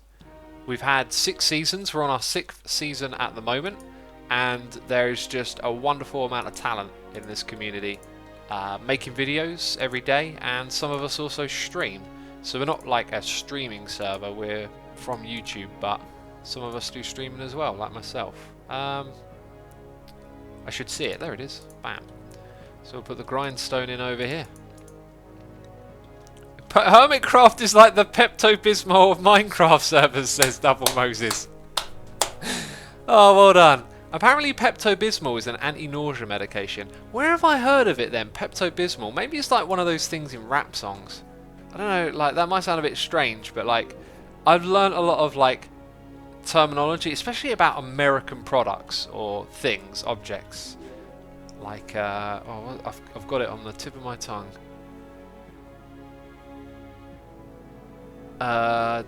Dapper Dan, something like that. Like those American products. There's loads of things that I've learned of, like collard greens, and just you have to go look it up. Like, what are they singing about in this song?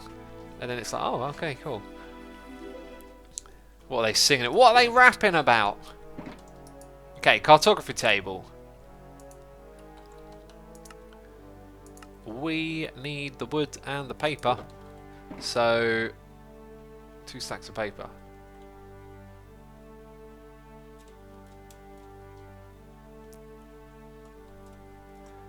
They can still collate your non-personal information, though, so you aren't completely off of Facebook. Yeah, shadow profiling and stuff like that. Like, they can use metadata to... 1, 2, 1, 2, 1, 2. Yeah, that'll do. We'll take all of that to get information on you.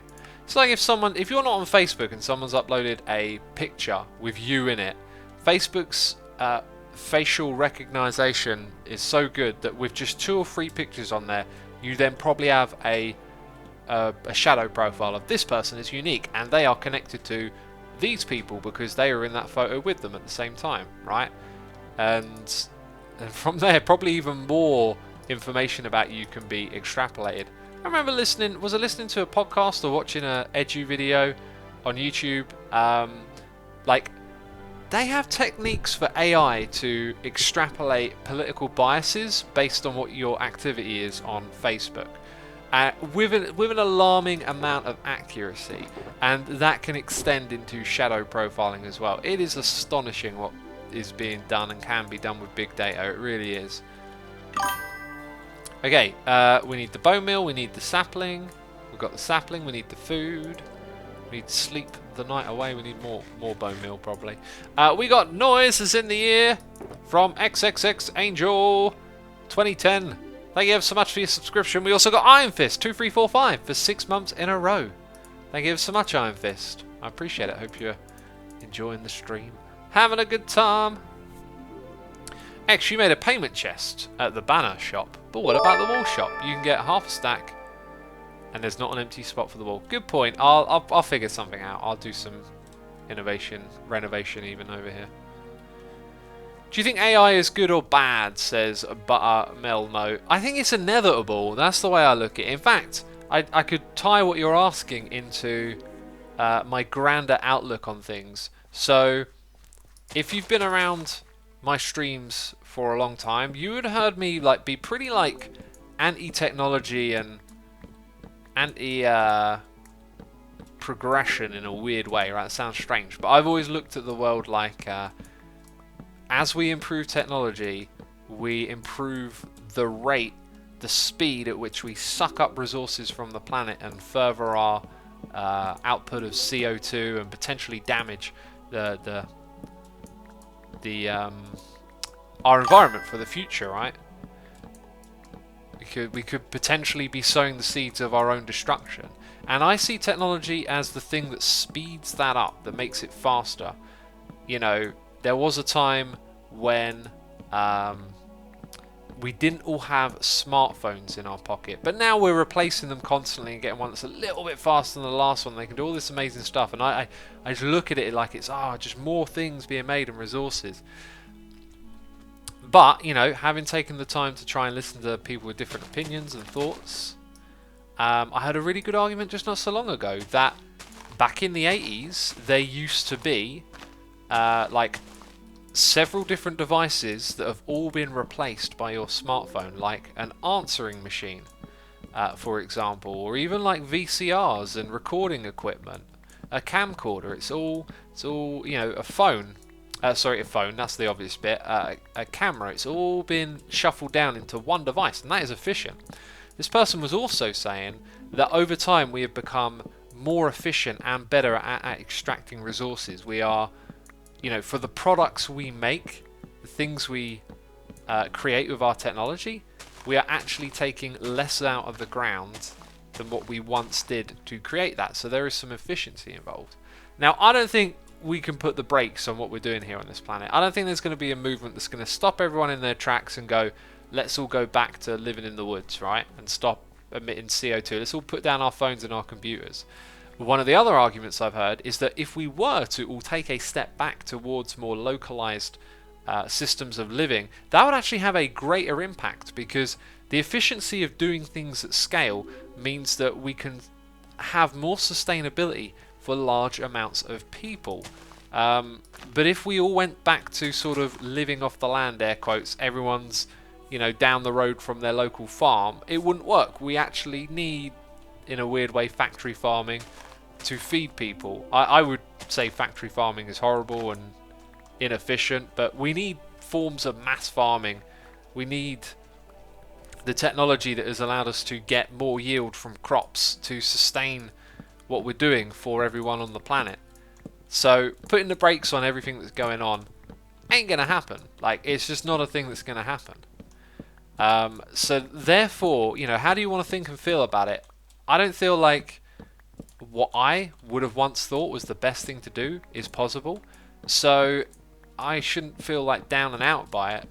What's the next thing? I think we have to get behind the progression of technology. I think we have to go for it. When guys like Elon Musk are talking about going to space to improve technology to solve problems here, at first I thought that's ridiculous, but I kind of get it now. It's like we have to use technology to solve the problems, right? Like, it's the thing racing us towards the edge of the cliff. It's probably also the only thing that can steer us away from the edge of the cliff as well. So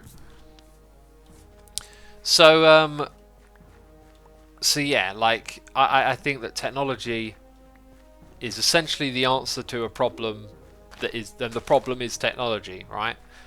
Now, to tie it back to talking about AI, I think that AI is an inevitable part of where we're going, and I think we will need AI at some point, because there was a time when things were made or discovered by individuals and inventors. Einstein, Newton, Thomas Edison, like, people invented, discovered things to advance humanity.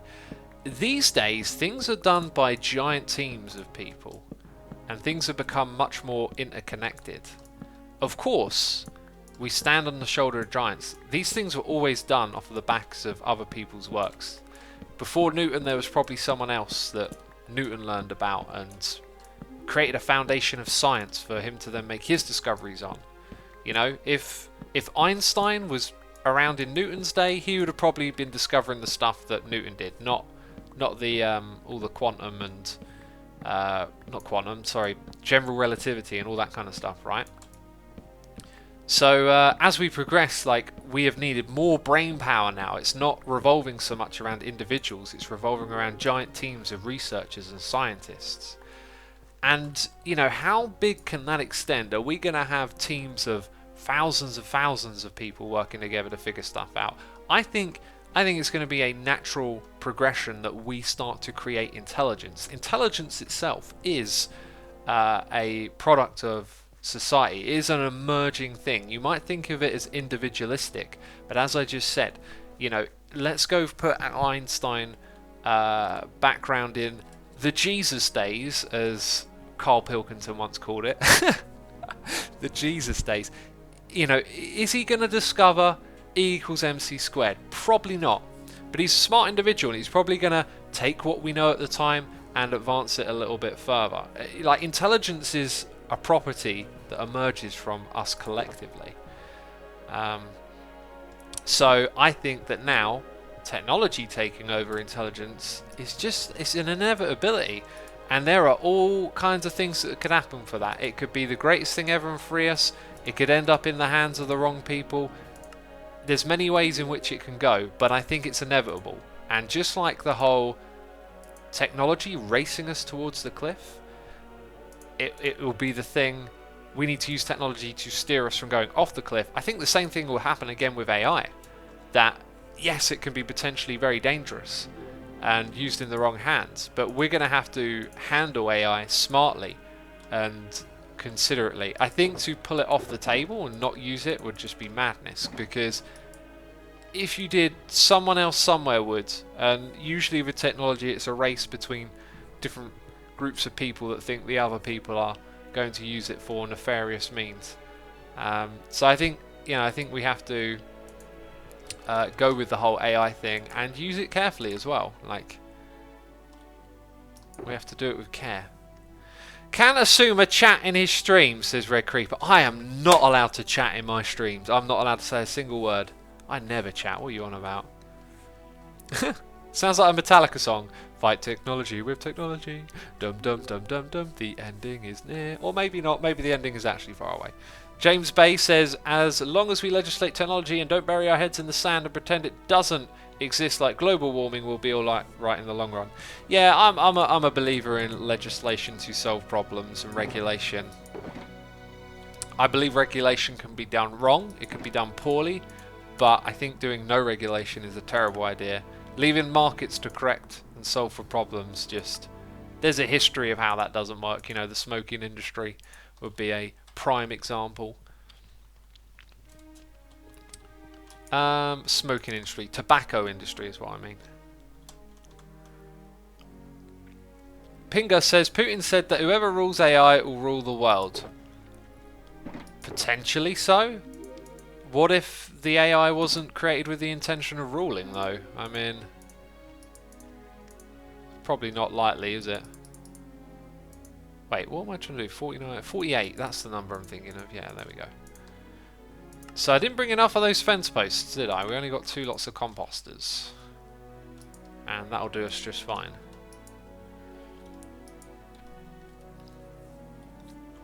Yeah.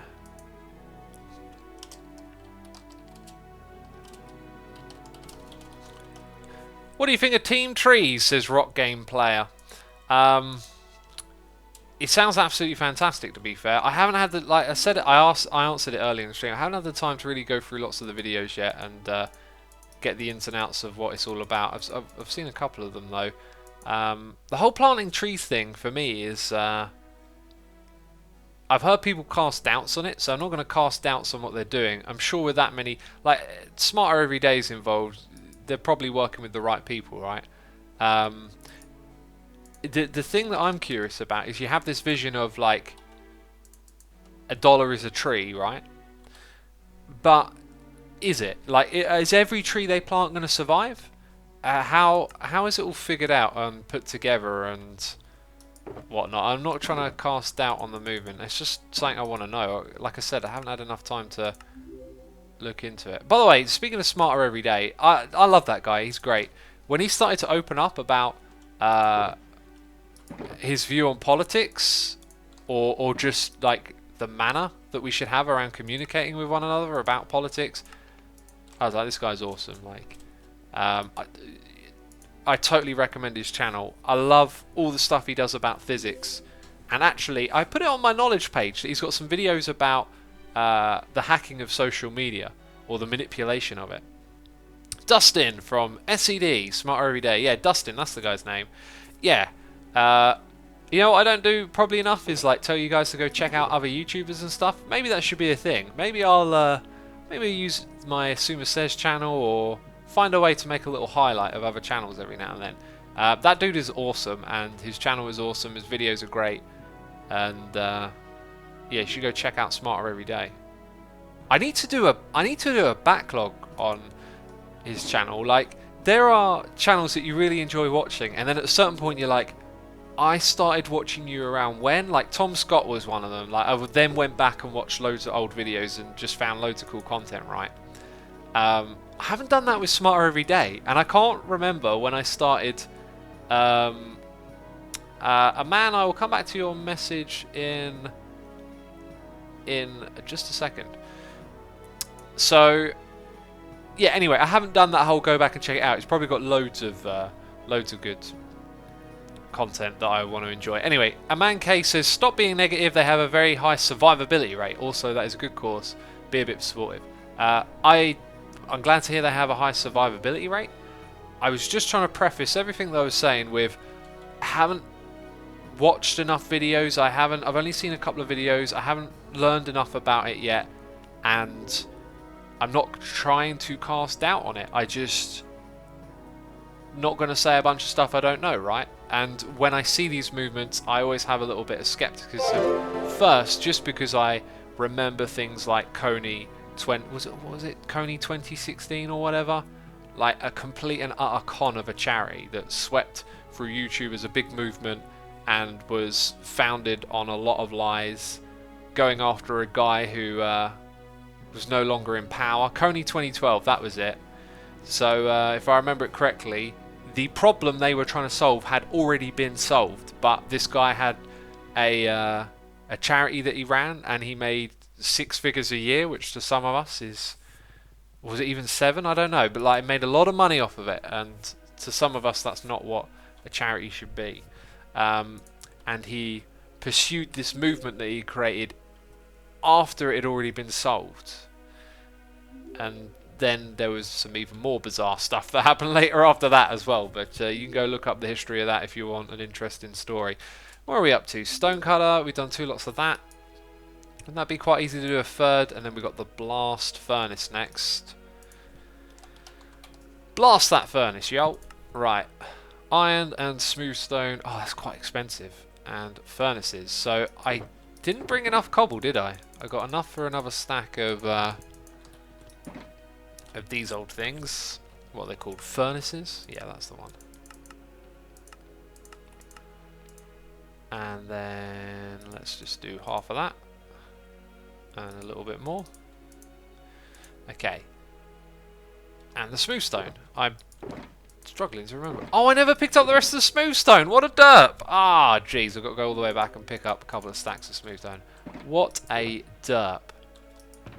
D-E-R-P, derp. Capital letters. I never picked it up. Silly me. Right, and what box shall I take? This one, because it's pretty much empty. Ah, we were so close. So close. Press the dirt button, they said. I will. I said. Shawnee YYX is here. Doing cheers for own bits, saying Pepto-Bismol is the pink liquid that's good for indigestion, nausea and heartburn. Usually only in pharmacies. Thank you for the information. I appreciate it. I probably had some of that when I was a kid, I think. At first I thought it was like an American thing that maybe I'd heard in like a rap song. I don't know why rappers are, you know, singing about the old Pepto-Bismol, you know. Make sure to go to your pharmacy, yo. Keep your health in order. I don't know. I don't know what they would be rapping about. But I don't have a boat. But yeah, maybe I actually had it when I was a kid. That might be why I remember it.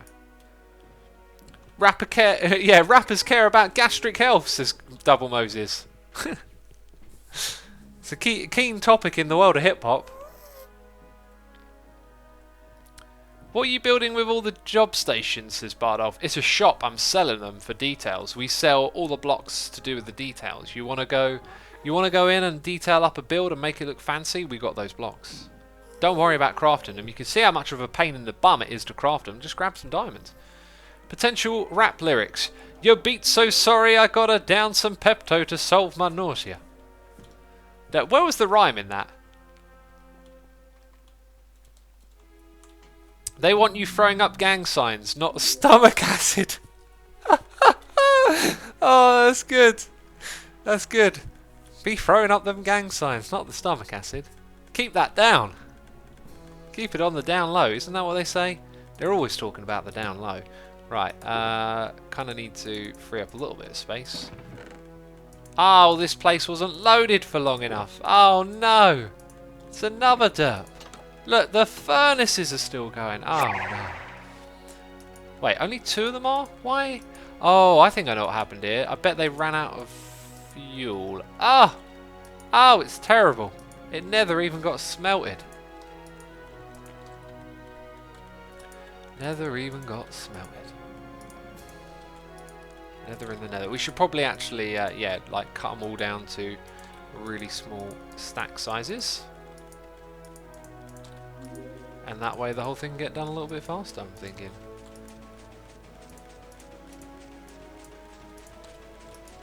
And now you can hear the engines of change at work in the background. Excuse me. We got noises in the ear from Mr. Stew. Resubscribing for 4 months in a row, Mr. Stu. Thank you ever so much for 4 months of support. Truly do appreciate it. We also got Jolkit resubscribing for 48 months in a row. That's 3/3 of 64. Don't know why I needed to tell you that. We also got Coffee Queen here resubscribing for 11 months, saying almost a year all in all. I really want a coffee now. Almost a year. 1 more month to go. Thank you so much. I appreciate it. Nausea, heartburn, indigestion, upset stomach, and diarrhea. These are words that we could use to make a rap song. Let's think of what rhymes with diarrhea. Your rhymes are like verbal diarrhea. I think I've heard that one before.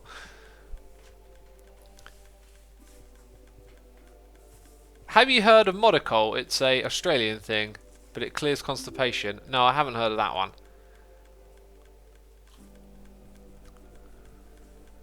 Verbal diarrhea in your ear, says Tuxaban. Yeah, that rhymes, that rolls, doesn't it? Oh, I could sit down and write a rap again like I did for the Hermit rap, right? We make our own fictional rap song about Pepto-Bismol. Sounds beautiful, doesn't it? I wish I had the time for that.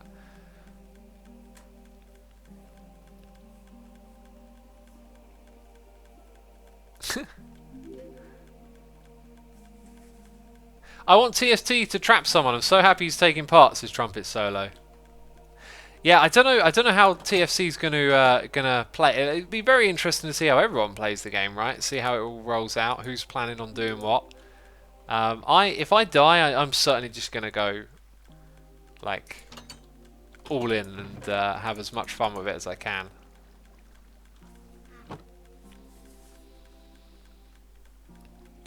What do you think of the England-New Zealand game? Not a lot. Is that rugby? I don't watch the rugby. What's the clicking sound in the background, says Buttermilo? It's dispensers. In this game, you can hear dispensers from absolutely anywhere. It's a really weird bug. So there are dispensers clicking in the corners of my farm, and you just hear them constantly. We got Iron Dukin here for 2 months, saying, don't often get a chance to watch your streams. Well, welcome, my friend, and thank you for your 2 months of support. I appreciate it. Can we get all of this by now, please? It looks like the last of it is being schmelted.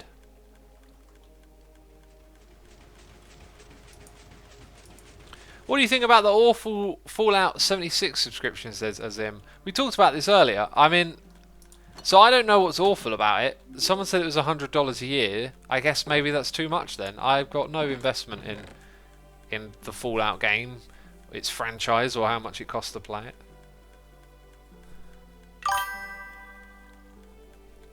JCB Sheffield is here, resubscribing for 3 months, saying, hey X, glad to finally catch a stream again. Keep up the good work. Glad to have you with us. Thank you ever so much, dude. I appreciate it.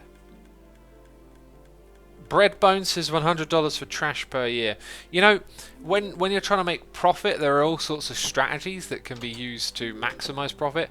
If you've got a terrible product, you're going to have like not as good of a chance of reaching like a large audience and getting, you know, lots of money that way, right?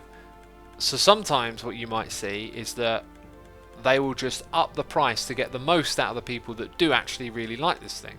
I actually played a game like this for years called Outlaw, and admittedly, like I say admittedly like I'm guilty or something, but I didn't have a lot of money at the time, and I was really enjoying playing it again, and actually like sunk a bit of money, bit here, bit there, and then I realised I'd spent like 100 quid, and then I was like, whoa, wait a minute, what have I got for this 100 quid in this game? And then I was like, okay, I'm not going to spend a penny on this again, and I didn't.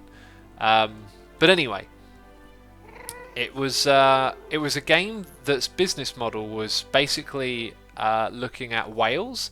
So it did not have a large player base. It had a smaller community of active players, but it built a lot of its progress model around giving them money for features and points and whatnot. And so, you know, they had whales, and I didn't know it at the time. I've learned this looking back at it, but one of the blokes that I talked to when I joined their team for a while to help them do raids and whatnot basically said he'd like ruined his life over this game, and his wife was divorcing him, and he'd spent all their kids' college money on it and stuff like that.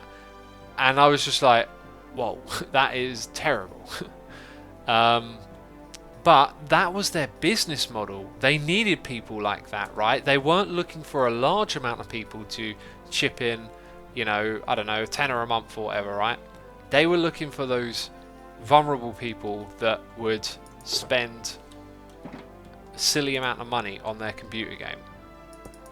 And that was pretty much their business model. It still runs to this day, and I'm going to guess that they probably don't put a lot of time and effort into developing it and keeping it running. It just sort of exists off of those people that are still around, put in their life savings into it, sadly. Wales or Wales, says Tuxaban, the one with the H. We got Calm Spirit Gamer here with a donation saying, beep boop, read this to yourself. Alright then.